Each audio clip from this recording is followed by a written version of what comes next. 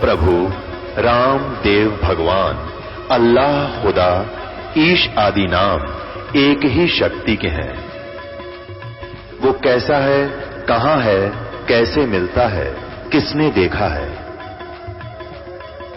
ये प्रश्नवाचक चिन्ह पूर्ण रूप से हटाने के लिए अवश्य सुनिए जगत गुरु तत्वदर्शी संत रामपाल जी महाराज के अमृत वचन, सर्व पवित्र धर्मों के पवित्र शास्त्रों के आधार पर। यानी जैसे हमने आम बो दिया, आम की सेवा में भी जान है और उसके प्रतिफल का भी हमें ये सहज जान है कि इसलिए तो इसको कर रहे हैं। ऐसे जैसे हाड़ी बीज धुन और पंथी से बतरावे, उसमें खंड पड़े नहीं ऐसे, ये ऐसे ध्यान लगावे। जैसे क्योंकि गरीबदास जी एक जमींदार थे, आम व्यक्ति को हर ढंग से समझाने की चेष्टा करते हैं कि जैसे हाली बीज बो रहा, बीज धुन, धुन माने उसमें लौ लग रही है उसकी, बीज बीजने में, रास्ते में कोई रास्ते से के साथ साथ बीज बीज रहा है और कोई अतिथि आ जाता है यात्री, और वो पूछता उससे कि मैंने उस गांव में जाना है, मेरा रास्ता ठीक है या नहीं है, उसको रास्ता भी बता रहा, उसको संकेत भी दे रहा है तो ठीक जा रहा है। आगे जाके कुआं आएगा, उसे बाईं तरफ मुड़ जाना, आगे फिर उसके सामने आप देखोगे नीम का वृक्ष होगा, उसके लेफ्ट को यानी दाएं तरफ मुड़ जाना, सामने देखोगे एक और तालाब दिखाई देगा और साथ में बीज भी बीज रहा है। उस बीज के छोड़ने में हल को रोक भी नहीं रहा है और बीज भी बीज, तो उसका ध्यान जहां पर है उससे पल नहीं हटा पा रहा। जैसे हाड़ी बीज धुन और पंथी यानी यात्री से बतलावे, उसमें खंड पड़े नहीं भाई, ऐसे ध्यान लगावे। ये हमारी सहज समाधि है। अब कहने का भाव ये है कि धर्मदास जी को परमात्मा बता रहे हैं कि 5 यज्ञ होती है यहाँ पर। एक यज्ञ धर्म की, दूसरी यज्ञ ध्यान, तीसरी यज्ञ हवन की। जैसे यहाँ पर हवन चाहे तो लकड़ियों में घी डाल के उसमें हवन कर लो, क्योंकि लकड़ी ढेर सारी जलाने में उसमें कार्बन डाइऑक्साइड ज्यादा बनेगी, क्योंकि लकड़ी जलने से तो धुआं प्रदूषण होता है ज्यादा। बेशक वो चंदन की भी क्यों ना हो, उनकी महक से कोई लाभ नहीं, वो तो महक चंदन वैसे भी दे रहा है, अगर ना फूकेंगे तो भी महक आती है। लेकिन हमारा जो लाभ होगा, हमें घी के प्रज्वलित होने से जो वातावरण और इस यज्ञ से हमारा जो बेनिफिट कहाँ जाएगा, इसका बहुत लंबा प्रोसीजर है, इसका बहुत साइंटिफिक इफेक्ट है। हम यहाँ पर हवन करते हैं, इस हवन का प्रतिफल देव लोगों को ऊपर जाता है और उसके बेनिफिट में हमें कुछ आंशिक उससे यहाँ का बेनिफिट यानी जैसे वर्षा कर देना या कोई और राहत मिलना, साथ में प्रदूषण, जैसे हम श्वास को से शुद्ध हवा लेते हैं और बुरी करके बाहर छोड़ देते हैं, इसका भी हमने ये इसका बेनिफिट यानी इससे इसका कर्ज उतरता है। अब ये हवन यज्ञ है। हम क्या करते हैं, एक रुई की एक मोटी बात बना के बाती और उसमें भर के अच्छा घी और सुबह शाम जला देते। और मंत्र क्या होते हैं, मंत्र जैसे अपने परमात्मा की वाणी पूर्ण ब्रह्म की, ये वेदों जैसे मंत्र है, वेदों से ज्यादा अच्छे मंत्र। एक तो मुख्यमंत्री का आदेश हो और एक प्रधानमंत्री के मुख से निकले वचन हो, तो वेदों से ज्यादा सुपीरियर शक्तिशाली वचन है यानी मंत्र है कबीर परमेश्वर की वाणी। और फिर उसके बाद उनके सेकंड नंबर पे उन्हीं के दर्शन के उपरांत ये 5-6 महापुरुषों की वाणी, जैसे आदरणीय गरीबदास जी की, आदरणीय धर्मदास जी की, आदरणीय श्री गुरु नानक देव जी की, आदरणीय दादू जी की वाणी। लेकिन इनसे भी सुपीरियर वाणी उस कबीर परमेश्वर की है। उसके जो मंत्र हम पढ़ रहे हैं उनसे वेदों से भी उत्तम लाभ हमें होता है। जो सुबह शाम के नित्यनेम और आरती, संध्या आरती और दोपहर की रमैनी जो हम करते हैं, ये हमारा एक हवन और साथ में ज्ञान यज्ञ भी है। अभी और 5वीं यज्ञ है ज्ञान की, एक यज्ञ है धर्म की, दूसरी यज्ञ ध्यान, तीसरी यज्ञ हवन की, चौथी यज्ञ प्रणाम, दंडवत प्रणाम। ये भी एक यज्ञ का काम करे। दंडवत प्रणाम करना आम बात नहीं है, ये तो वो पुण्यात्मा करेगी जिसमें भक्ति का अंश बकाया है, और जिनके अंदर भक्ति अंश नहीं है वो झुक नहीं सकते, क्योंकि उनमें वो कीमत अभी बनी नहीं। जैसे सरसों होती है, सरसों, और वो सरसों जब तक उसकी फली आ जाती है, लेकिन फली में सरसों के दाने नहीं बनते, तब तक वो ऐसे खड़ी रहती है आकड़ के। और जो क्योंकि उसमें कच्चे दाने हैं, ना खल बना ना तेल, योज किससे काम नहीं हुआ, इसलिए उसमें अकड़ है, क्योंकि उसमें वह कीमत नहीं जो उसने झुका दे। और धीरे धीरे वो परिपक्व जब हो जाती है तो ऐसे लटक जाती है, जमीन को छूने को हो जाती है, उसके बस की बात नहीं। ऐसे जिन पुण्यात्माओं में पिछला भक्ति अंश है, अब एक बार तो करोड़ सा लग गया, भैया अच्छी जगह आ गया, सारे बूंदे लौटे, यानी तो सारे लेटते हैं, ये क्या असभ्य सा लगता है। लेकिन नो ना बेरा, ये असभ्य नहीं, ये बिल्कुल सभ्य कर्म है। असभ्य तो जब होगा जब गधे बन जाएंगे, सारी उम्र दंडवत करना, पेट का बल चलना, 2.5 मन का बोरा, 1 मिनट की फुर्सत ना चौकरते जुलूस निकले। तो हम अपने भगवान के चरणों में चाहे कुछ भी हो हमारा, जैसी बदरंग मार जाए किसी ने, कितना अंडी पाक रहे हो, मक्खी मुंह में बड़े और निकले, बता के अभिमान इस माटी का, इस मिट्टी को मिट्टी समझ के भगवान के चरणों में लगाए रखेंगे तो ये राजी होगा, ये प्रसन्न होगा। आदि इन्हीं के पास है ये पूर्ण ब्रह्म दयाल, और मान बढ़ाई मारियो बेअद विसर काल। इस प्रकार हम 5 यज्ञ करते हैं, और बहुत से भक्तात्मा ने हम तो एक हवन यज्ञ करते हैं, बस हवन यज्ञ करते हैं और उसी से बेड़ा पार हो जाएगा। मंत्र पढ़ते हैं वेदों के, बस दैट्स ऑल। और गायत्री का जाप करते हैं, ओम भूर्भुवः स्वः तत्सवितुर्वरेण्यम। भाई देखो ठीक है, ये गायत्री जो है 4 वेदों में से 2-2 शब्द निकाल रखे, चारों वेदों में थे, कहीं की ईंट कहीं का रोड़ा, और ऐसे बना के चलो। इसकी स्तुति से क्या लाभ होगा? केवल स्तुति, जैसे हम बिजली के गुण गावे तो, क्योंकि उसमें इस गायत्री मंत्र में क्या है, परमात्मा तू बड़ा तेजो में है, तू सर्वशक्तिमान है, तू ऐसा कर देता है, तू ऐसा कर देता है, ये तो गुण है भगवान में। ये तो है, चाहे रोज गा लो और ना गाओ, जैसे बिजली के गुण गावे, इसका संस्कृत में बना ले, चाहे कोई हिंदी में या कोई इंग्लिश में या कोई पंजाबी में, किसी भाषा में उसके महिमा का गुणगान बना ले, कोई गीत राग बना ले, कोई दिक्कत नहीं, उसको गाता रहे, बड़ा रोज गाता रहे, और उससे लाभ जो होना है वो तरीका ढूंढे नहीं। जैसे कनेक्शन लेना चाहिए बिजली का, तो बिजली का कनेक्शन लेने के उपरांत ये लाभ देगी जो गुण रोज गाया करते थे, जिसकी महिमा प्रतिदिन सुना करते थे।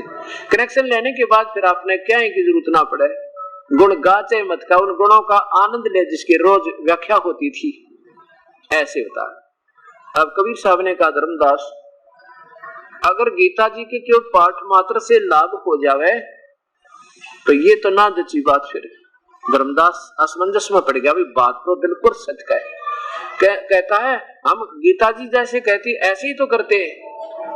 पहले तो ये बता, गीता जी बोली किसने? धर्मदास बोला श्री कृष्ण जी ने बोली। कबीर साहब बोले देखो नाराज मत होना, भगवान श्री कृष्ण काल थे क्या? नहीं, वो काल कैसे थे? वो तो बड़े दयालु थे, बड़े प्रेम था उनमें, यानी सभी पशु भी पक्षी भी ग्वाल बाल भी उनसे बड़ा प्यार पाते थे, वो काल क्यों थे? अच्छा जी ठीक है। अब क्या है कि हम पढ़ रहे रोज कहानी, गीता जी को रोज पढ़ रहे, पर उसमें लिखा क्या ये बुद्धि हमारी काम ना करे। क्यों नहीं करे? क्योंकि गीता जी के 5वें अध्याय में ये ब्रह्म काल कहता है कि मेरे हाथ में जितने मेरे अंतर्गत मेरे उपासक जितने हंस ऋषि हैं, चाहे जीव हैं, प्राणी हैं, देव हैं, चाहे महादेव हैं, इनका बुद्धि मेरे हाथ में रिमोट है। जब चाहे इनमें ज्ञान रूपी चांदना कर दूं, जब चाहे इनमें अज्ञान रूपी अंधेरा भर दूं। अब ये अज्ञान रूप अंधेरा भर दिया हमारे सबके, चाहे ऋषि हुए चाहे मैं ऋषि हुए, क्योंकि हम इस काल ब्रह्म के साधक रहे, ब्रह्म तक की पूजा इसके हाथ में, ये किसने कैसे नचावे। तो कबीर साहब कहने लगे 11वें अध्याय के 32वें श्लोक में लिखा है कि मैं बढ़ा हुआ काल हूं। क्या कृष्ण जी काल थे? नहीं, वो तो वैसे विराट रूप दिखाया था। फिर वहां घूम जा बुद्धि। कबीर साहब कहते हैं मैं आपको थोड़ा सा बताऊं। अब धार्मिक व्यक्ति था, क्या बताओ जिंदा, आप क्या बताओगे? आप ही बताओ। अब गीता जी के ज्ञान की आवश्यकता कब पड़ी? गीता जी के ज्ञान की आवश्यकता जब पड़ी, तब पड़ी जब भगवान श्री कृष्ण ने अपने अर्जुन के प्रार्थना पर रथ को दोनों सेनाओं के बीच में जाकर खड़ा कर दिया, जब कौरव और पांडवों का युद्ध निश्चित हो चुका था। और अर्जुन ने देखा सामने ना जाने कितने वही अपने रिश्तेदार और बहनों के बटेऊ अर्थात बहन हुई, क्योंकि काके ताऊ की बहन कोई दूर नहीं होती, और ये भतीजे जिनको गोदी उठाए लिए फिरा करता था दुर्योधन और दुशासन के बच्चों को, आज अपने हाथ से तीर का निशाना बनाऊंगा, और वो भी किसके लिए? एक दो रोटी के लिए। फैसला कर लिया, ना जाने कितनी करोड़ों बहन विधवा होंगी, ना जाने कितने बच्चे अनाथ होंगे, ऐसे जुल्म न करके यदि हम राज भी पाएंगे तो भी हमारे जैसा पापी नहीं कोई, ये सोच करके बिल्कुल युद्ध नहीं करूंगा। और बैठ गया पिछले से में भगवान ने। अब वहां श्री कृष्ण नहीं थे, श्री कृष्ण का शरीर था, लेकिन बोल श्री कृष्ण नहीं, उसके अंदर वो काल प्रवेश कर गया, जैसे भूत प्रेत विष आ जाता है। क्योंकि ये काल इन देवों का एक ऐसी सिद्धि होती है, एक सूक्ष्म शरीर बना देते हैं, बहुत छोटा, और हमें इन दृष्टि से नहीं दिखता, वो अपनी अपनी रेंज होती है। अब वो इतना सूक्ष्म रूप है, उस काल बनाया जा सकता है, और जो का तो हमारे सामने मनुष्य जैसा दर्शन नहीं दे सकता, फिर वो सूक्ष्म निराकार नहीं होता। हमें जो दिखाई ना चीज देती है उसे निराकार मान लेते हैं। अब वो सूक्ष्म बन जाता है, सूक्ष्म, और सूक्ष्म रूप बना के अंदर प्रवेश करके प्रेत, जैसे प्रेत नहीं एक दूसरे में चले जाते, हमें दिखाई भी नहीं देते, और वो मनुष्य जैसे होते हैं, उनका शरीर मानव सदृश शरीर होता है भूतों का, हम देख नहीं सकते और हमारे आसपास घूमते रहते। वो निराकार नहीं है, वो बहुत सूक्ष्म शरीर होता है, वो अंदर प्रवेश कर गया जब इस शरीर से बोलते।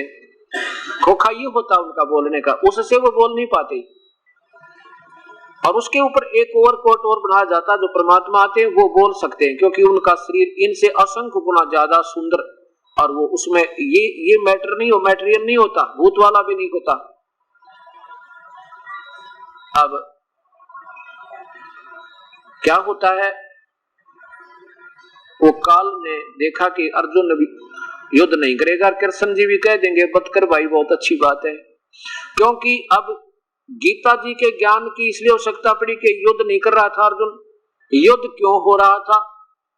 युद्ध इसलिए हो रहा था कि कौरव और पांडव का आपस में भाई बंटवारा नहीं हो पाया था, अपना जो राज को वो आधा आधा नहीं बांट पाए थे। क्यों? क्योंकि दुर्योधन ने पांडवों को हिस्सा देने से मना कर दिया, जिसके लिए श्री कृष्ण जी 3 बार शांति दूत बनकर गए थे। 3 बार शांति दूत बनकर गए थे कि दोनों को समझा करते थे, धृतराष्ट्र को भी कहा करते थे, और दुर्योधन और पांडव को इकट्ठा बैठाकर कहा करते थे, देखो भाई युद्ध करना अच्छी बात नहीं, इसमें ना जाने कितनी बहन विधवा होंगी, ना जाने कितने बच्चे अनाथ होंगे, और क्या क्या पता युद्ध में किसकी मृत्यु हो जाए, कोई पक्का थोड़ा होता है। तुम अपना आधा आधा बांट लो और प्रेम से रहो दोनों भाई, दोनों कौरव भी पांडव भी। लेकिन नहीं माने, सारे प्रयत्न जब फेल हो गए तो तीसरी बार परमात्मा एक बात सोच कर गए। उन्होंने ये भी फैसला कर लिया था, पहले बंटवारे हो गए थे, वो राजा हमारे साथ, वो राजा उसकी सेना हमारे साथ, वो राजा उसकी सेना हमारे साथ, ऐसे यहां तक बात बिगड़ दी थी। तो भगवान श्री कृष्ण तीसरी बार गए तो उन्होंने सोचा कि कहीं ये पांडव जो है मेरे रिश्तेदार हैं, क्योंकि भगवान श्री कृष्ण की बहन सुभद्रा और अर्जुन से ब्याही थी, कि कहीं ये पांडव मेरी जो ऊपर जो है ना गर्द हो रहे हो, मेरी शक्ति मान के, और ये अनर्थ से नहीं टल रहे हो। परमात्मा ने सोचा त्रिलोकीनाथ ने कि क्यों ना एक पासा और डाल के देख लूं। क्या डाला उन्होंने? दोनों को फिर बुलाया तीसरी बार कि अभी आ जाओ, मेरी एक अंतिम प्रार्थना फिर सुन लो। दोनों को फिर समझा, जब नहीं माने तो क्या कहा भगवान ने कि अभी देख लो, ठीक है, एक तरफ मेरी सेना होगी, एक तरफ मैं होऊंगा। और कृष्ण जी कहते हैं मैं युद्ध नहीं करूंगा, हथियार नहीं उठाऊंगा, ये कसम खाता हूं। भगवान ने सोची थी इस बात से हो सके पांडव ही नरम हो जाए और मेरे साथ चल पड़े, कटे टंटा 2 रोटी का धंधा बता, मेरे रिश्तेदार हुआ रह लेंगे अपना बैठ के, क्या बात है। क्योंकि भगवान ने भी तो वराड मिटा दी थी, मथुरा छोड़कर चले गए थे, काले वन के साथ नहीं लड़े थे। इस बात को सुनकर पांडवों के पैरों के नीचे की जमीन खिसक गई, अज्ञा तो बात बिगड़ गई, क्योंकि दुर्योधन तो सेना मांगेगा इनकी, और हमने इनको मांगना ही पड़ेगा क्योंकि हमारे रिश्तेदार हो गए, जब ना मांगेंगे तुम्हारे जैसे निकम्मे नहीं। और भगवान हथियार भी ना उठावे और हमारी पराजय निश्चित है, ये सोच के पांडव पांचों बाहर आ गए, मीटिंग से सभा से बाहर आ गए और आपस में विचार विमर्श करके कहने लगे कि अब तो बात बिगड़गी, अब तो इसमें इज्जत है, अपनी भलाई है कि भगवान से कहें कि मैं 5 गांव दिला दे, हमारी इज्जत भी रह जावे और ये अनर्थ भी ना होए, ये जुल्म भी ना होए। भगवान श्री कृष्ण को बाहर बुला के एक बार बाहर आना, भगवान हम 2 बात करना चाहते हैं। श्री कृष्ण उठ कर गए, पूछा क्या बात है, तो यही प्रार्थना की भगवान हमें 5 गांव दिला दो, हम युद्ध नहीं करेंगे। श्री कृष्ण जी बड़े खुश हुए, वो बहुत है, बहुत अच्छी बात, धन्य तुम्हारे माता पिता ने बहुत बढ़िया सोचा। और आगे अंदर कि जो मैं चाहूं था भगवान होगी, बहुत अच्छा हुआ। अंदर जाकर के कौरव अंदर बैठे थे, पांडव बाहर खड़े थे। अंदर जाकर श्री कृष्ण जी ने दुर्योधन से कहा कि दुर्योधन बात बन गई है और तुम्हारा बंटवारा हो जाएगा, ऐसा काम करो तुम 5 गांव दे दो इनको। तो 5 गांव मांग रहे हैं, कहते हैं हमारी भी इज्जत रह जाएगी और युद्ध भी ना होगा। अब कहा है विनाश काले विपरीता बुद्धि, अब उस दुर्योधन की बुद्धि और ज्यादा बिगड़ गई। उसके मन में ये आ गया कि अब पांडवों के पल्ले कुछ नहीं रहा, क्योंकि भगवान हथियार उठावा ने इनकी विजय हो नहीं सकती। और अब ये डर गए हैं, क्यों बुराई राखी, ये 5 गांव मांगेंगे, कल बराबर में खसेंगे, इनको यहाँ से कति भगा दे। ये सोचकर कहा कि पांडवों के लिए सुई की नोक के समान भी स्थान नहीं है, लेना है तो युद्ध कर ले हमारे साथ। अब इस बात से श्री कृष्ण थोड़े से नाराज हो गए, कहने लगे दुर्योधन तू मानुष नहीं शैतान है, तू तेरी बुद्धि भ्रष्ट होगी, नादान। एक कहाँ 5 गांव, कहाँ आधा राज्य, कुछ तो सोच ले नादान आत्मा तू। इस बात से दुर्योधन नाराज हो गया, क्योंकि राजा में अभिमान गणा हो, वो ना समझ सुन नहीं सकता। दूसरा उसको कोई कह दे करड़ी बात तो वो उसकी भुजा फटकर लग जाती, क्योंकि उसमें अहम हो जाता है विनाश का, विनाश के लिए तैयार हो जाता तुरंत। तो भगवान श्री कृष्ण की तरफ संकेत करके अपने योद्धाओं से कहा, जो सभा में बैठे थे, अपने भाइयों से कहा कि पकड़ दो इस कृष्ण को और डाल दो कैद में अंदर, युद्ध यहीं से प्रारंभ होता है। जब उसने ऐसा किया तो उसी समय भगवान श्री कृष्ण ने अपना विराट रूप दिखाया, जिससे वो कौरव घबरा गए। श्री कृष्ण बाहर आके चला गया, युद्ध की तैयारी होगी। अब अर्जुन युद्ध करना नहीं चाहता है, और उस समय वो काल 21 ब्रह्मांड का मालिक जो ब्रह्मा विष्णु महेश का पिता है, और श्री कृष्ण विष्णु जी के अवतार हैं, वो विष्णु वाली आत्मा थी। उस श्री कृष्ण के शरीर में वो ज्योत निरंजन, वो भगवान ब्रह्म आकर प्रवेश कर गया प्रेतवत। जैसे 4 ऋषियों में महर्षि दानंद जी कहते हैं कि ब्रह्म ने 4 ऋषियों के अंदर प्रवेश करके एक आम जीव की तरह अंदर प्रवेश करके, और अंदर से फिर ये 4 वेद एक एक ऋषि में प्रवेश करके उन्होंने बोले, उनसे उस ब्रह्म ने बोले, वो भूत की तरह न्यों प्रवेश हो जाता है और अपना ज्ञान देकर निकल जाता है, फिर वो जीव का जीव न्यों का न्यों रह जाता है। तो उसी समय वो काल अपने उस निज लोक तक आके, ऊपर काल का लोक भी है, और नीचे आके श्री कृष्ण में प्रवेश कर गया। नहीं तो वो उसको मालूम था कि श्री कृष्ण तो अब कह देगा, जब अर्जुन मना करता है लड़ने के लिए, कह देगा चल बेटा शाबाश बहुत अच्छा रहा, कुछ ना बिगड़ा, अब तक क्या गया है, कुछ नहीं गया, सब ज्यों का त्यों है। लेकिन उसने देखा कि अब ये कृष्ण जी कह देंगे कि अब लड़ना नहीं है, चलो शाबाश।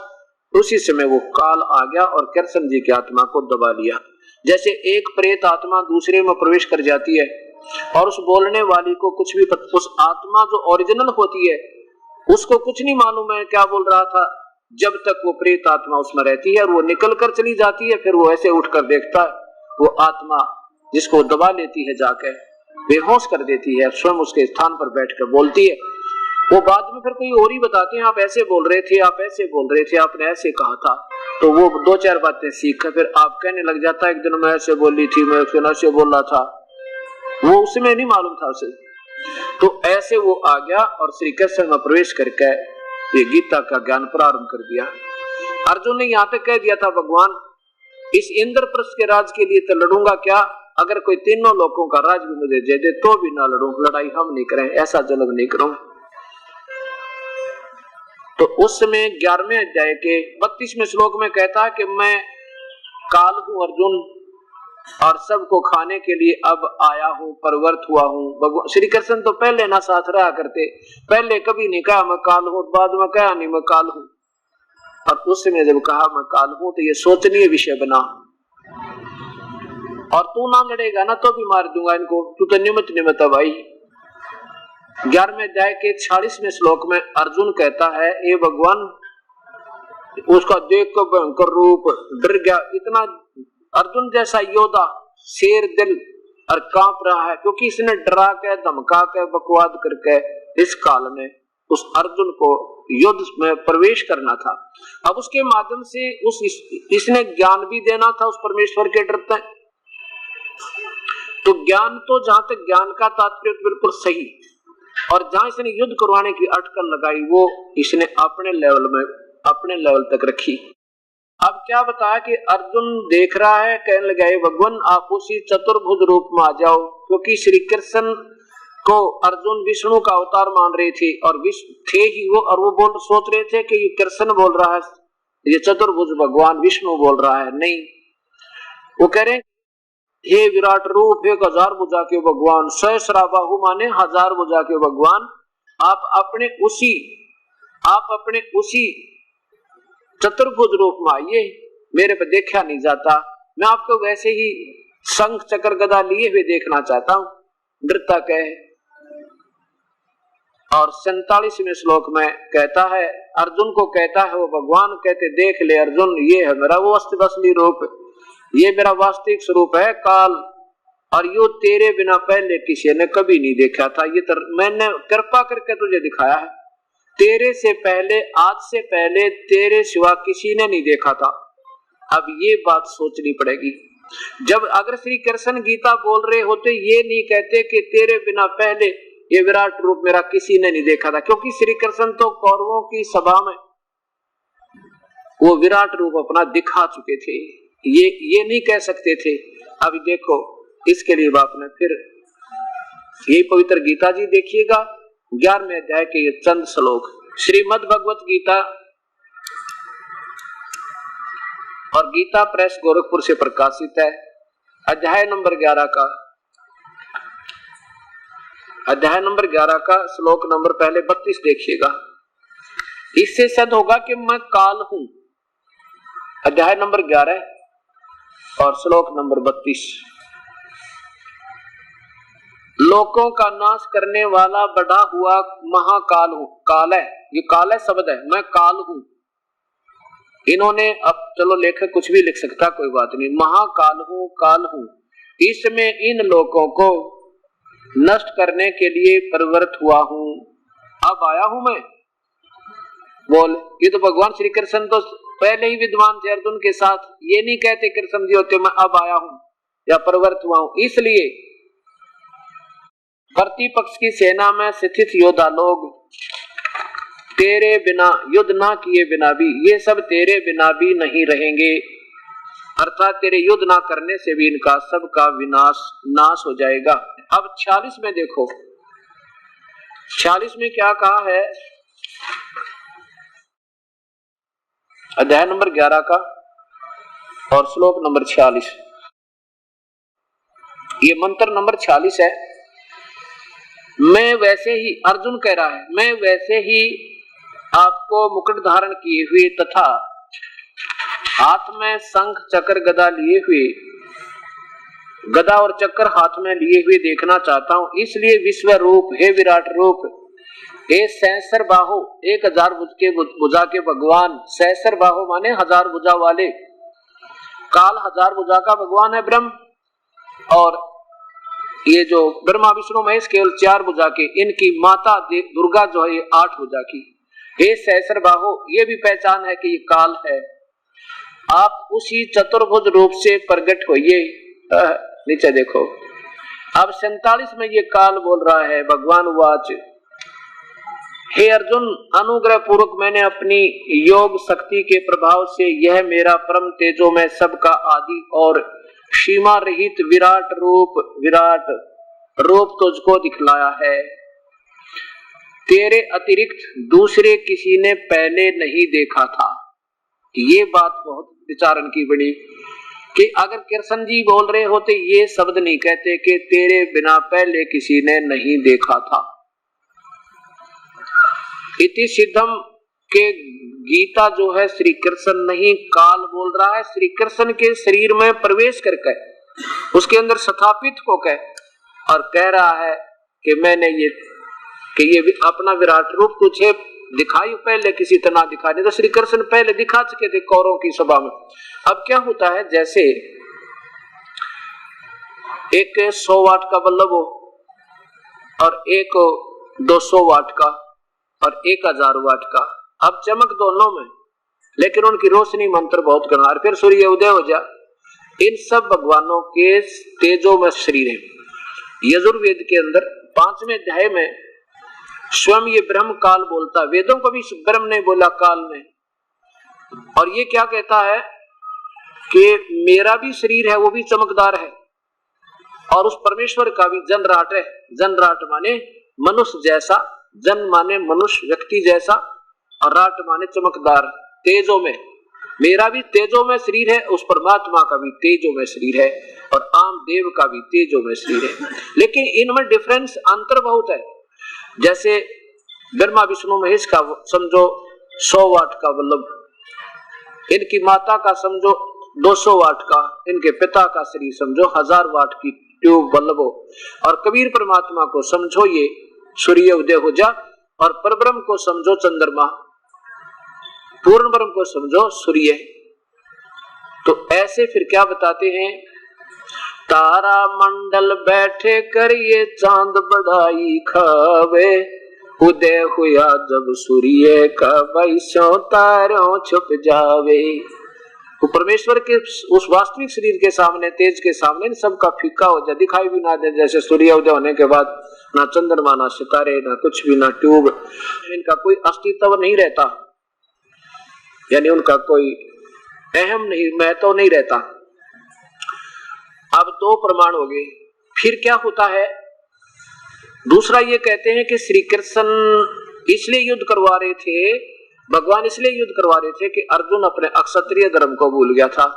तो अक्षत्रिय निक्षत्रिय हो जाते और यह बात बिगड़ जाती। ये भी बात नहीं जची, क्योंकि भगवान श्री कृष्ण अक्षत्रिय थे और उन्होंने भी जब मथुरा पर काल्यवन ने चढ़ाई कर दी थी 18 करोड़ सेना लेकर, और ये मथुरा के राजा नियुक्त कर दिए थे। किसने? इनके नाना जी ने, अग्रसेन जी ने, इनके मामा कंस का जब इन्होंने वध कर दिया था उस राक्षस वृत्ति के व्यक्ति का, और इसके नाना जी ने कहा था बेटा मैं तो, पहले तो वो विराजमान हुए थे गद्दी पे, लेकिन उसके बाद उसने कहा था बेटा मेरे बस की बात नहीं, आप संभाल लो सारे काम ने।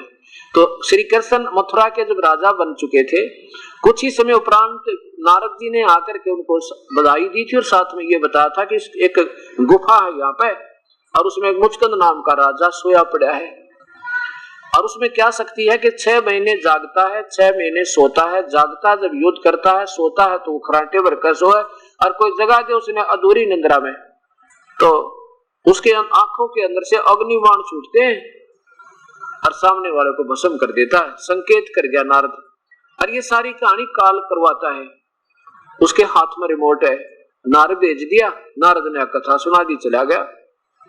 अब उधर से काल्यवन ने आक्रमण कर दिया 18 करोड़ सेना लेकर, कौरव और पांडव की दोनों की 18 सोनी थी, और अकेला काल्यवन 18 करोड़ सेना लेकर आ गया।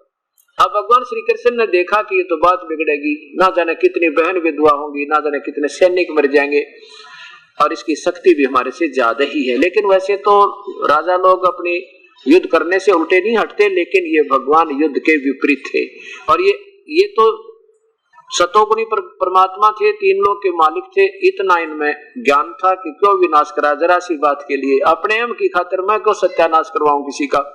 तो काल्यवन से कहा कि आजा काल्यवन मेरे साथ कर युद्ध। सेना जरूर खड़ी कर लिया आमने सामने, और फिर भाग लिया युद्ध छोड़कर भगवान। उसके बाद उन्हें श्री कृष्ण जी को रण छोड़ भगवान कहने लगे, युद्ध छोड़कर भागने वाला भगवान। नहीं तो युद्ध छोड़ने वाले को तो कायर क्या करते हैं, फिर भी उनको भगवान कहा गया, क्योंकि उन्होंने वो नेक काम किया, बुरा नहीं किया। और जाकर के उस गुफा में प्रवेश कर गया जहां पर मुचकुंद सोया पड़ा था। काल्यावन उसके पीछे पीछे गया तो भगवान ने क्या करा, जाकर के अपना एक कपड़ा रखते हैं, चादर सी लगता है, पहले रखते थे वो पीले से रंग की, वो जाके मुचकुंद पर उड़ा दी। आप थोड़े से अंदर गुफा में चले गए और काल्यावन आया, उसने देखा कृष्ण यहाँ छुप कर सो गया, अब मत बढ़ाऊंगा। इसने ठीक है पकड़ कर टांग उसकी मुचकुंद की उसको श्री कृष्ण समझ के और ऐसे मरोड़ दी और कहा खड़ा हो कायर तो कि, तो कहां भाग कर आ गया। अब मुचकुंद का दर्द होया, पीड़ा से कर्रा कर उठा, सामने अग्नि बाण छूटे, आंखों से काल्यावन का वध हो गया। श्री कृष्ण जी ने पकड़ कर क्योंकि काल्यावन तो फिर खराटे भरने लग गया पड़ कर, क्योंकि 6 महीने सोना उसने तो, और काल्यावन की पकड़ कर टांग घसीट कर कुत्ते की तरह से मृत शरीर को और काल्यावन की सेना के सामने पटक दिया। राजा की मृत्यु सेना की हार होती है और युद्ध नहीं होता।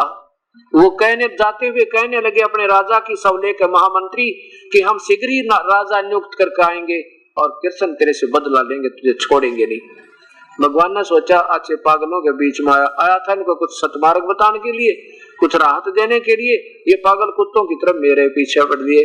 तो भगवान ने वो मथुरा त्याग दी और कहाँ पहुंच गए, विश्वकर्मा को बुला के विश्वकर्मा एक द्वार की समुद्र में टापू, एक द्वार हो उसमें और कोई रास्ता ना हो किसी राक्षस किसी राजा के आने के लिए, ताकि एक द्वार पर हम अपनी सेना रख लूं सारी और अंदर हम अपना सुख से बसे। एक द्वार की नगरी विश्वकर्मा की ने भगवान के आदेश से समुद्र का टापू देख कर वहां पूरा नगर बसा दिया, बना दिया और भगवान वहां से लेकर सारे यादव को वहां पहुंच गए, बाकी का समय वहां व्यतीत किया। अब क्या होता है, फिर क्या बताते हैं, युद्ध पूरा हुआ। युद्ध पूरा हुआ तो पांडव विजयी हुए, कौरवों का विनाश हुआ। युधिष्ठिर को राजगद्दी दे दी। राजगद्दी देकर के भगवान श्री कृष्ण ने कहा कि मैं अब द्वारका जाता हूं, तुम संभालो अपने राज्य को। तो भगवान श्री कृष्ण पांडवों के और यादवों के आध्यात्मिक गुरु थे। एक तो ज्ञान गुरु होता है, अक्षर गुरु, अक्षर ज्ञान कराने वाला, एक आध्यात्मिक गुरु श्री कृष्ण यादव और इनके पांडव के यानी आध्यात्मिक गुरु थे। सबने मिलकर एक फैसला किया, एक सलाह की कि भगवान श्री कृष्ण द्वारका जा रहे हैं, क्यों ना इन गुरुदेव से एक सत्संग करवा लें और जैसा ये हमें वचन कहेंगे इनके वचनों के ऊपर चलकर अपना जीवन सफल करेंगे, कहीं कोई गलती ना कर दें हम बाद में। ऐसी प्रार्थना की भगवान से, सबने मिलकर भगवान ने वो स्वीकार की। स्थान समय और तिथि निहित कर दी। श्रोतागण आकर स्थान ग्रहण कर रहे थे और अर्जुन और श्री कृष्ण उस स्थल के ऊपर घूम रहे थे और सत्संग होने का समय की इंतजार कर रहे थे। अर्जुन ने कहा भगवान जब युद्ध का समय उपस्थित था उस समय आपने मुझे जो गीता का ज्ञान बताया था ना, अब मैं भूल गया भगवान, वही गीता आज जो की तो सुनाना प्रभु, बड़ा आनंद आ रहा था। अब श्री कृष्ण क्या कहते हैं, अर्जुन तो बड़ा श्रद्धाहीन है, तो निकम्मी आत्मा भाई, तूने ऐसे निर्मल ज्ञान को क्यों बुला दिया, याद रखना चाहिए था। और स्वयं कहते हैं अब मुझे तो भाई याद नहीं मैंने क्या कहा था, अब पूरा मैं नहीं बता सकता। अब देखो मैं सत्संग करूंगा 4 दिन और आप सुनोगे, 4 दिन जो सत्संग पहली बार सुनेगा उसको पूरे सत्संग का मेरे ख्याल 30% अंश याद आप कर रहे नहीं। और मैं मेरे से आप कभी पूछ लेना 4 दिन के सत्संग को, तभी सुना दूंगा जो का जो, क्योंकि मैं अपने होश में यही मेरी आत्मा बोल रही है। अगर इसमें कोई और बोल रहा होता तो मैं बाद में ये कहता कि मैं ये कहता तुमसे, तुमने याद क्यों नहीं रखा। अगर मैं आपसे आज कहूं कभी कि भी तुम बड़े श्रद्धाहीन हो, बड़े अच्छे, तुम अच्छे श्रोता नहीं हो, तुमने उस सारे 4 दिन के ज्ञान को याद क्यों नहीं रखा, और मैं कहूं अब मुझे तो जो का तू याद नहीं, मुश्किल बात है। तो क्या सिद्ध होगा इससे कि मैं नहीं बोल रहा था, कोई भूत बोल रहा था मेरे में, सीधी सी बात है। अब इसका प्रमाण कहां से मिलेगा, ये पवित्र शास्त्र महाभारत आपको ये बताएगा। ये संक्षिप्त महाभारत द्वितीय खंड गीता प्रेस गोरखपुर से प्रकाशित। ये तो शुक्र दास का हाथ लाग गया शास्त्र वक्त है, अगर इन पहला बेरा पट जाती इनमें ये सारे निकाल देते, एक भी ना पाओ आपको। ये तो कृपा मालिक की मेहर हुई है, शायद आपके ऊपर असीम कृपा की हमारे ऊपर मालिक ने कि अब ये शास्त्र हमारे पास जो के तो पागिन में बहुत कमियां भी कर रखी इन लोगों ने। और संपादक था संशोधक जयदयाल गोविंद का, गीता प्रेस गोरखपुर। 667 पृष्ठ पे ये प्रमाण देखिएगा। अर्जुन का श्री कृष्ण से गीता का विषय पूछना और श्री कृष्ण का अर्जुन से सिद्ध महर्षि और कश्यप का संवाद। अर्जुन का श्री कृष्ण से गीता का विषय पूछना, यह देखो नीचे।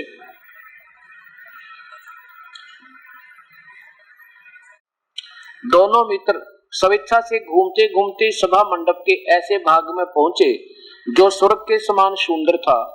पांडव नंदन अर्जुन श्री कृष्ण के साथ रहकर बहुत प्रसन्न थे। उन्होंने एक बार उस रमणीय सभा की ओर दृष्टि डालकर भगवान से यह वचन कहा, देवकी नंदन, जब युद्ध का समय अवसर उपस्थित था उस समय मुझे आपके माध्यम का, अर्जुन कह रहा है नीचे, ज्ञान और ईश्वरीय स्वरूप का दर्शन हुआ था, किंतु केशव आपने स्नेहवश पहले मुझे जो ज्ञान का उपदेश किया था वह सब इस समय बुद्धि के दोष से भूल गया है। उन विषयों को सुनने के लिए बारंबार मेरे मन में उत्कंठा हो रही है। इधर आप जल्दी ही द्वारका जाने वाले हैं, अतः पुनः वह सब विषय मुझे सुना दीजिए। व्यासपान जी कहते हैं, अर्जुन का ऐसे कहने पर श्री कृष्ण भगवान बोले, अर्जुन उस समय मैंने अपने तुम्हें अत्यंत गोपनीय विषय का श्रवण करा था। अपने सर्वभूत सनातन धर्म सनातन पुरुषोत्तम तत्व का परिचय दिया था और नित्य लोकों का भी वर्णन किया था, किंतु तुमने जो अपनी नासमझी के कारण उस उपदेश को याद नहीं रखा, वह यह जानकर मुझे बड़ा खेद हुआ। कहते तूने उस उपदेश को क्यों नहीं याद रखा, बड़ा खेद हुआ। उन बातों को अब पूरा पूरा श्रवण कराना होना संभव नहीं जान पड़ता। पांडव नंदन, निश्चय तुम बड़े श्रद्धाहीन हो, तुम्हारी बुद्धि अच्छी नहीं जान पड़ती। अब मेरे लिए उस उपदेश को ज्यों का त्यों दुहरा देना कठिन है। अब इसे क्या सिद्ध होया, श्री कृष्ण जी ने गीता बोली ना थी, ये तो बाद में किसी ने बताया था। अब बड़ा बढ़िया गीता का ज्ञान दिया था, जैसे प्रेत आत्मा निकल जाए ना जिसमें वो और बता कर फिर वो भी क्या कर, हाँ मैं ऐसे बोला था, मैं ऐसे बोली थी, उसका आदि बात याद नहीं रहे। तो ऐसे क्योंकि वो सुनी सुनाई थी, ऐसे भगवान कह रहा था।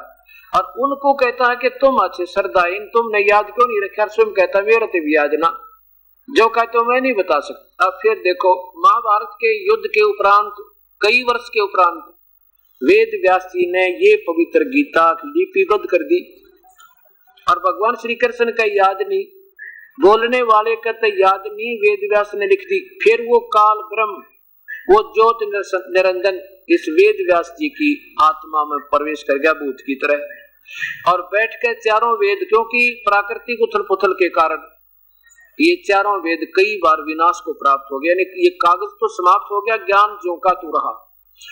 तो गीता जी भी दोबारा टीका लिपिबद्ध कर दी और श्री कृष्ण की याद भी कोई ना, वेद व्यास के सारी याद उसने सुनी भी ना थी। अब ये सोचने की बात है प्यारी आत्माओं, क्योंकि हम अभी तक ज्ञान से कोसों दूर रखे गए। इन स्वयं इन वेदों के और गीता के जानकारों ने आप पर ज्ञान नहीं, तो ये भगवान कहना के चाव है, अपनी सोच की अटकल लगाकर इनके अनुवाद कर दिए और हमने ये सोचा वो मैं ऋषि हो गए, उनसे ज्यादा हम नहीं जान सकते। वेदों की तरफ देखना बंद कर दिया कि हमारी इतनी बुद्धि काम करे नहीं सकती, जैसे वो महापुरुष थे ना। गीता के अनुवाद की तरफ हिंदी देखते रहे या उनकी सोच के अपने अनुभव के बनाए शास्त्रों को फाइनल मान कर उस उपनिधों पर हम आश्रित हो गए। या तो कृपा करी दास के ऊपर इस परम पिता ने एक बुद्धिहीन जीव को अपनी फिर रजा बख्श के ये अपना सत्य ज्ञान भर दिया इस दास में, आप पुण्य आत्माओं के लिए।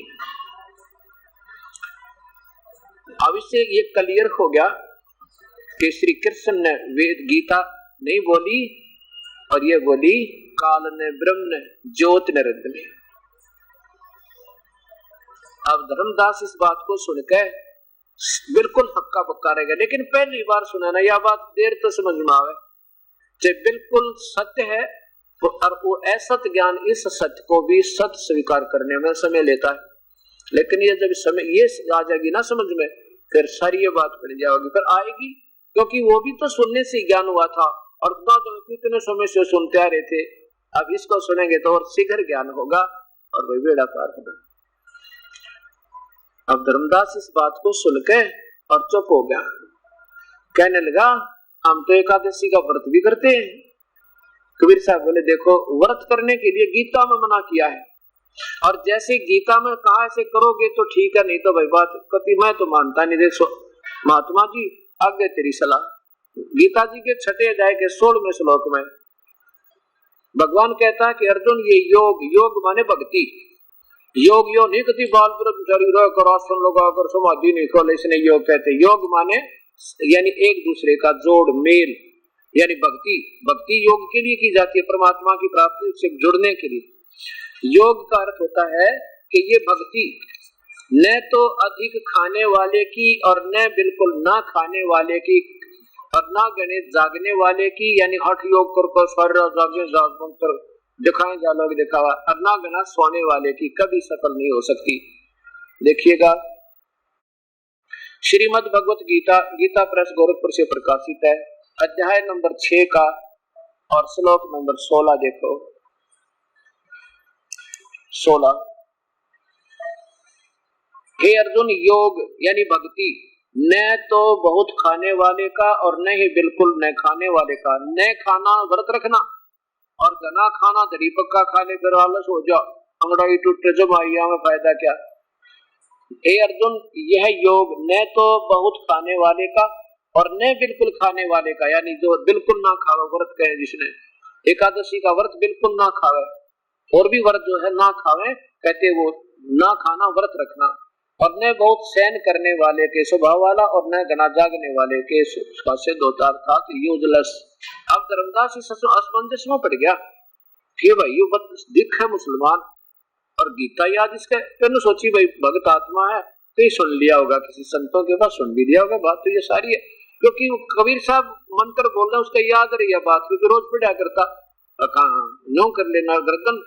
फिर और बात आ गई, कबीर साहब बोले कि आप कहते हो आपके भगवान श्री विष्णु जी, वैसे विष्णु जी तक गीता बोल नहीं रहे, और फिर भी ना बुद्धि मानती है तो आप कृष्ण जी को सुप्रीम पावर बता रहे थे, विष्णु जी को अजरो अमर बताते हैं, तो विष्णु जी मान लीजिए गीता बोल रहा है, आपकी बुद्धि से चलते। 4 अध्याय के 5वें श्लोक में ये भगवान स्वयं कहता गीता बोलने वाला कि अर्जुन मेरे और तेरे बहुत जन्म हो लिए, जन्म और मृत्यु कभी नहीं मिटेगी।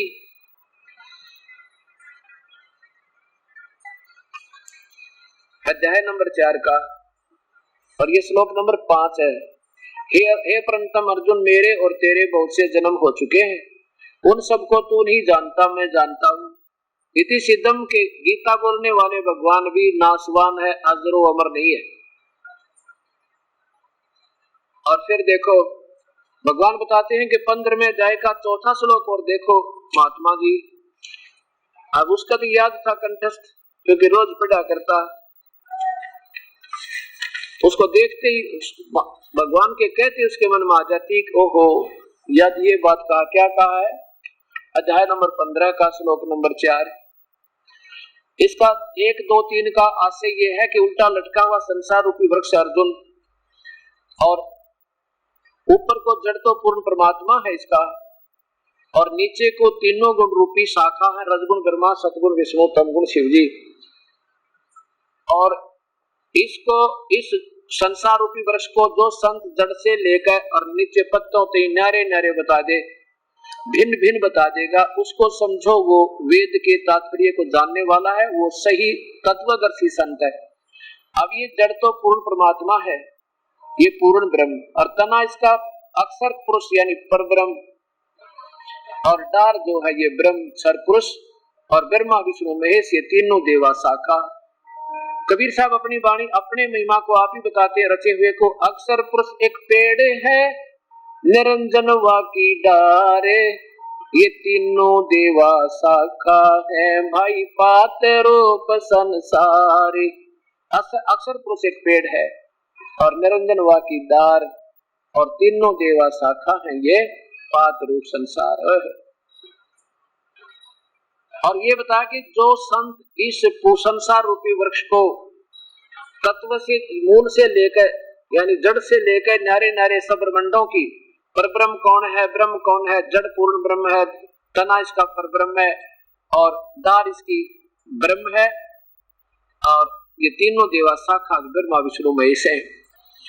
और कहता अर्जुन मैं नहीं जानता इसको पूर्ण रूप से, जो तेरे मेरे डिस्कशन में चर्चा हो रही है मैं नहीं जानता पूर्ण रूप से, वो तो कोई संत बतावेगा। और वो संत ये ऐसे बताने वाला मिल जा समझो वो तत्वदर्शी संत है। उसके लिए यहाँ संकेत किया चौथे अध्याय के 34वें श्लोक में कि अर्जुन उस पूर्ण परमात्मा के बारे में मैं नहीं बता सकता, उसको तो वो संत बताएंगे जो तत्वदर्शी संत होंगे, उनके ज्ञान सुने, उनको फिर दंडवत प्रणाम करे।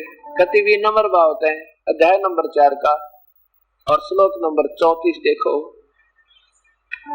अब देखो प्यारी आत्मा, ये परमात्मा का यथार्थ ज्ञान है, जितनी बार सुनोगे उतना घीसा गलेगा, इतना आनंद आना चाहिए प्यारी आत्मा को। अब तक तो हम डरे डोहा थे ना, भी रखे का के पढ़े थे, अब ये वो आनंद है। चौथे अध्याय का 34वां श्लोक, उस तत्व ज्ञान को तू तत्वदर्शी ज्ञानियों के पास जाकर समझ, उनको बड़ी बात दंडवत प्रणाम करने से, उनकी सेवा करने से और कपट छोड़कर क्षमता पूर्वक प्रश्न करने से परमात्म तत्व को बड़ी बात जानने वाले ज्ञानी महात्मा तुझे तत्व ज्ञान का उपदेश करेंगे। भगवान कहता मैं नहीं जानता उस परम पिता के बारे में भक्ति पूर्ण रूप से, ना उसकी सारी जानकारी मेरे, ना उसके द्वारा रचे ब्रह्मांडों की वो जानकारी रखता। वो तो कोई संत जो ये बता देगा ना, वो तत्वदर्शी संत होगा। कौन होगा? ये देखो, ये तीसरे श्लोक में है, इस संसार वर्ष का स्वरूप जैसा कहा है यहाँ मेरे तेरी चर्चा में विचार काल में नहीं है, मैं नहीं बता पाऊंगा, क्योंकि उसका न तो आदि है न अंत है, तथा न उसकी अच्छी प्रकार सतिथि है।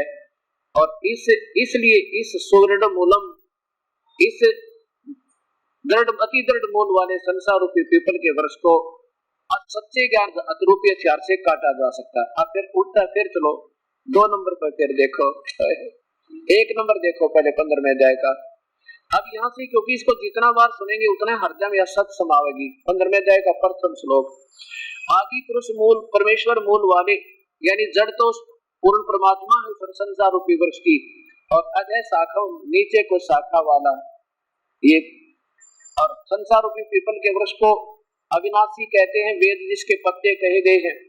और उस संसार वृक्ष को जो पुरुष जो संत मूल सहित जड़ से लेकर पत्तों तक और तने और न्यारी न्यारी बता दे, सह वेदविद वो तत्व से जानने वाला है, अर्थात वह वेद के तात्पर्य को सही जानता है, वह तत्वदर्शी संत है। चौथे अध्याय के 34वें श्लोक से इसका लिंक है सीधा।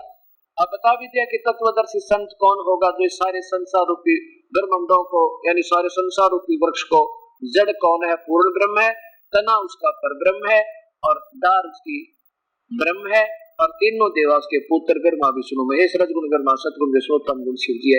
कहते ये जो बताने वाला पाजा समझो तत्वदर्शी संत। अब चौथे पाजा सीधे, अब आयो जो चौथे पे कि उसके पश्चात जब वो तत्वदर्शी संत आपको मिल जावे, ये वही 15वें अध्याय का चौथा श्लोक, उसके पश्चात उस परम पद रूप परमेश्वर को बड़ी बाती खोजना चाहिए, जिसमें गए हुए फिर लौट कर संसार में नहीं आते, उनकी जन्म मृत्यु नहीं होती। अपने बारे में बता दिया चौथे अध्याय के 5वें श्लोक में, तेरे और मेरे बहुत जन्म हो रही है, हम तो नासमान है, जन्म और मृत्यु होती है। और उस परमेश्वर की भक्ति करने से, जिस परमेश्वर से जन्म मृत्यु नहीं होती और जिस परमेश्वर ने सारे ब्रह्मांडों की रचना करी है, पुरातन जिस परमेश्वर से पुरातन संसार वर्ष की प्रवृत्ति विस्तार को प्राप्त हुई है, उस आदि पुरुष नारायण की मैं शरण हूँ। आपके भगवान कह रहे हैं धर्मदास कि मैं भी उसी की शरण में हूँ, उसके अधीन हूँ, वो मेरा मालिक है। इस प्रकार ये निश्चय करके उस परमेश्वर का मनन और निधि ध्यान करना चाहिए। अब देखो, अब यहाँ ये बातें हमने सोचनी पड़ेंगी।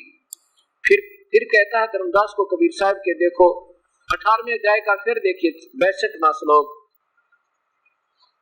18 का श्लोक नंबर 62,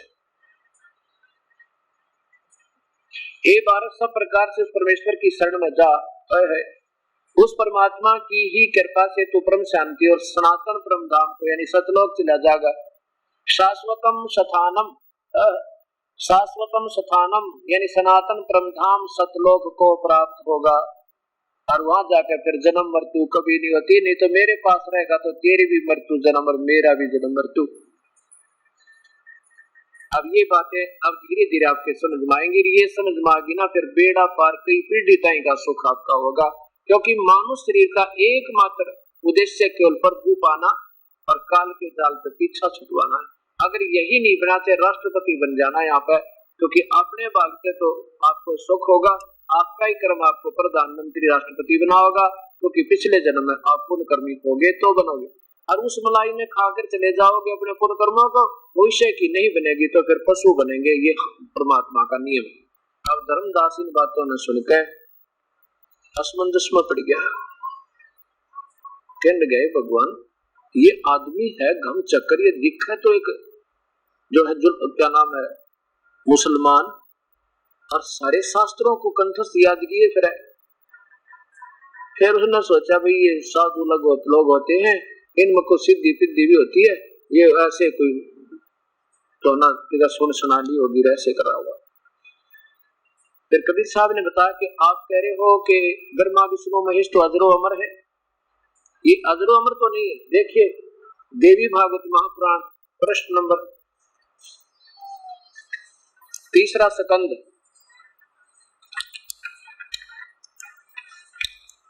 गीता प्रेस गोरखपुर से प्रकाशित।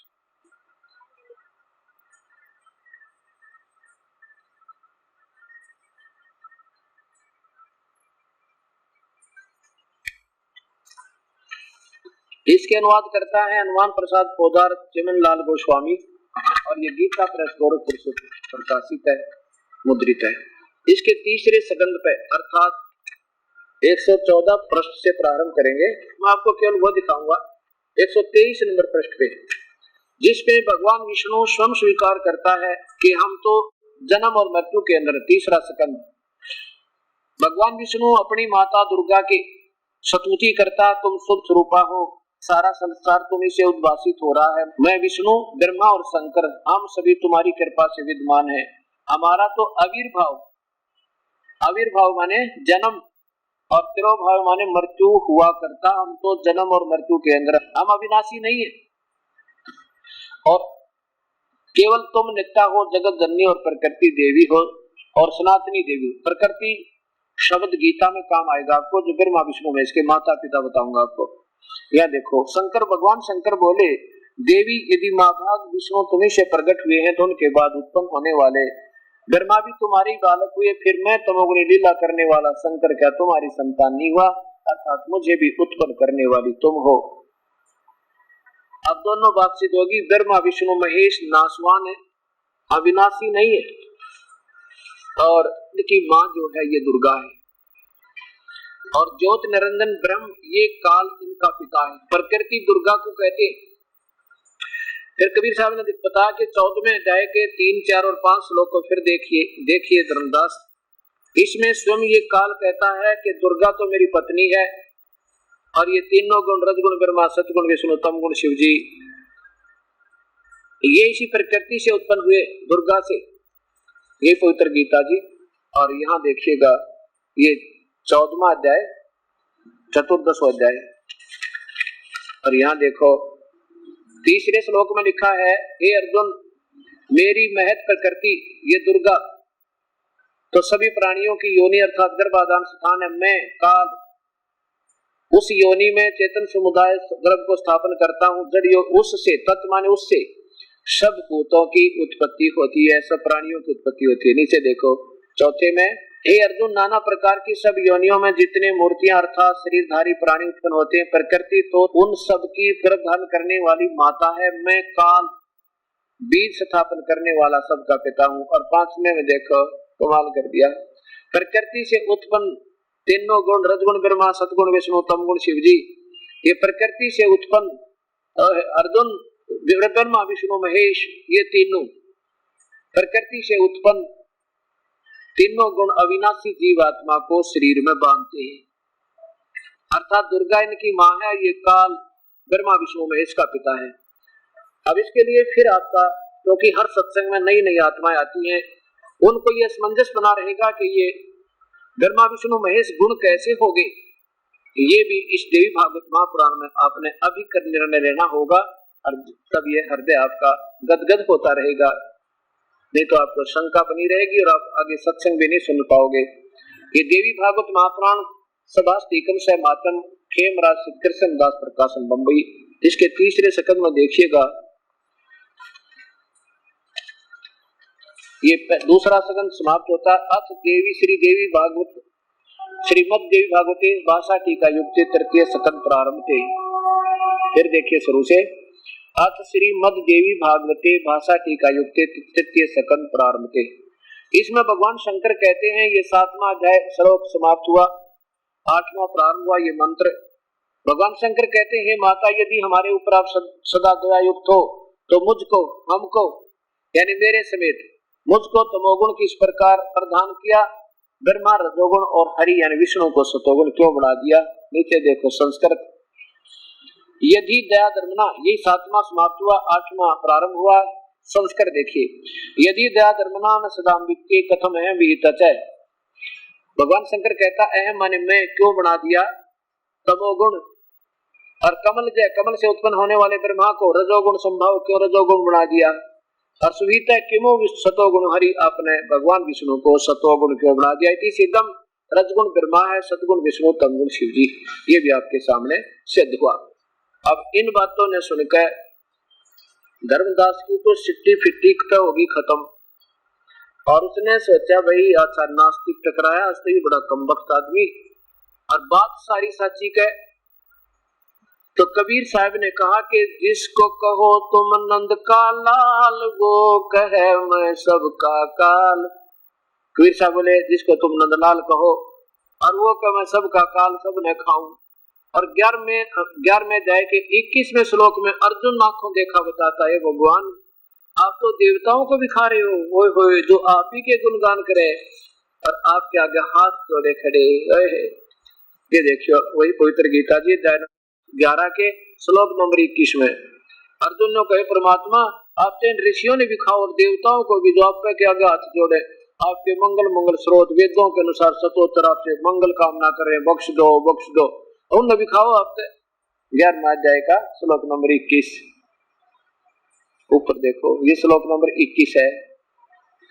वे ही देवताओं के समूह आप में प्रवेश करते हैं, देवताओं को भी खा रहे हो आप, तो प्रवेश कर रहे हो आपके मुख मारे सारे, और कुछ भयभीत होकर हाथ जोड़कर आपके सामने आपके नाम और गुणों का उच्चारण करते हैं। और महर्षि और सिद्धों के समुदाय वो भी चार खड़े हैं, आपका कांपन लग रहा है कि तुम्हारी नंबर आ गया, कल्याण हो, ऐसा कहकर उत्तम स्तोत्रों द्वारा आपकी स्तुति कर रहे हैं और आप उनको भी खा रहे।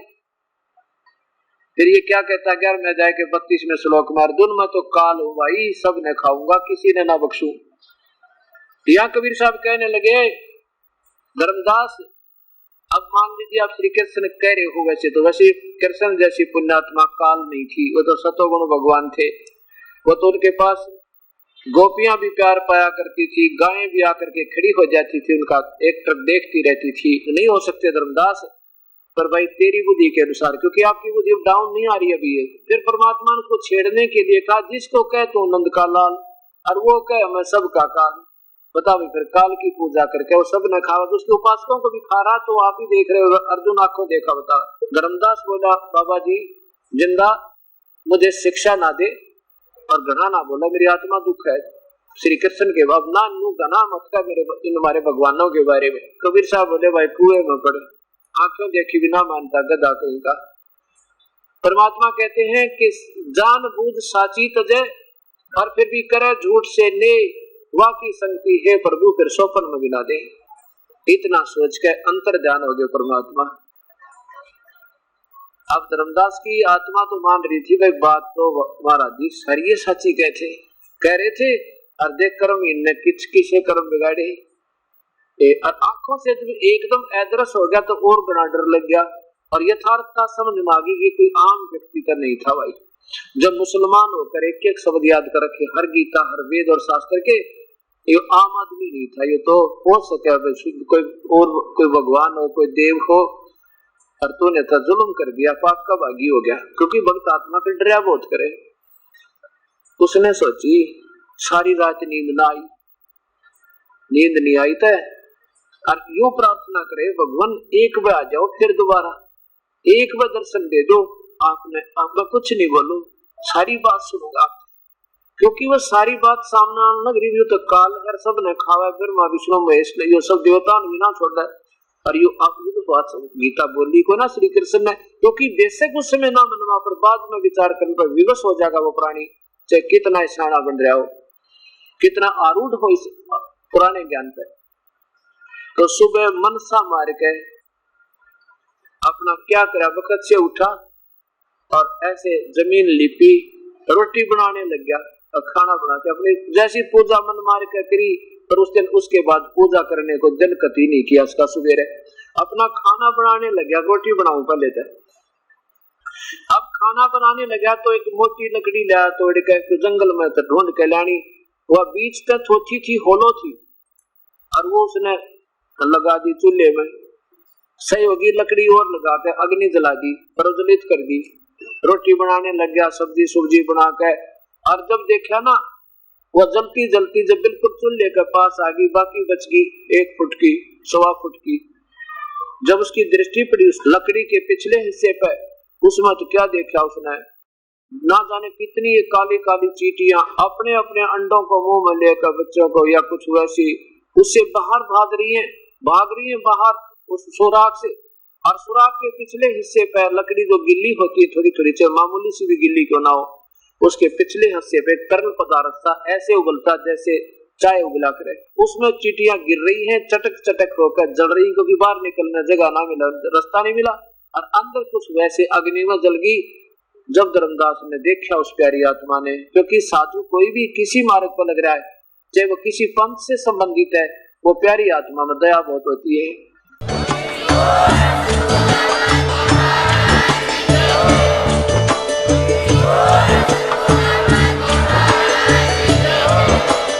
आप सुन रहे थे जगत गुरु तत्वदर्शी संत रामपाल जी महाराज जी के मंगल प्रवचन। अधिक जानकारी के लिए विजिट कीजिए हमारी वेबसाइट www.jagatgururampalji.org। संत रामपाल जी महाराज जी के शुभ आशीर्वाद से पूरे विश्व भर में 500 से भी ज्यादा नाम दीक्षा केंद्र हैं, जिन पर संत रामपाल जी महाराज जी द्वारा ऑनलाइन निशुल्क नाम दीक्षा दी जा रही है। अपने नजदीकी नाम दीक्षा केंद्र का पता करने के लिए संपर्क करें 8222880541।